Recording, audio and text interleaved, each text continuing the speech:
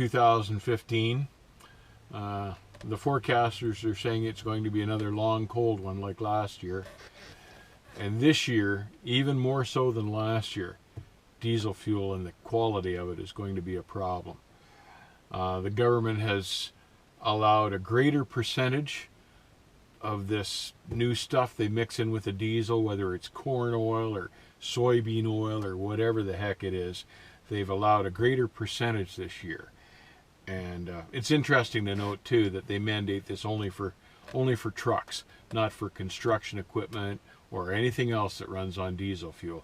It's only the trucks that have to use this new blend to try to control their emissions. So they're basically experimenting with the trucks to see if this fuel is even going to work and be a practical application for all diesel engines, which is nice of them to experiment on us. And we had a hell of a time last year with trucks gelling up. Guys were changing their fuel filters 2 and 3 times a month, depending on where they were fueling and what states they were fueling in, that type of thing. And this year promises to be worse. So they forced us basically into the situation where you're going to have to mix fuel conditioner with virtually every fill up just to keep the quality of your fuel at an acceptable level. Part of the problem with this new biodiesel is that it's not a consistent mix. So sometimes the fuel burns at a certain ignition point, sometimes it burns at a higher or lower point than what it's designed to do.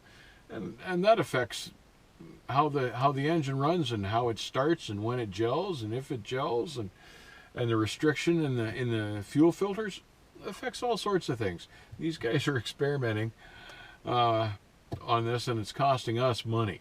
So unfortunately this year you're going to need to stock up on large supplies of fuel conditioner, and as much as I hate to say it, you're going to have to resort sometimes to methyl hydrate in extreme conditions, because sometimes nothing else is going to work. No matter how much fuel conditioner you've put in, if the fuel's sat too long, you're going to have to swap fuel filters, put on a new set of fuel filters. So make sure you carry at least one spare set of fuel filters and a wrench to get them on and off, and a jug of methyl hydrate for those extreme conditions, because it's just no fun running out of fuel in the middle of the winter in the side of the road in the middle of nowhere and not having another source of heat in the truck.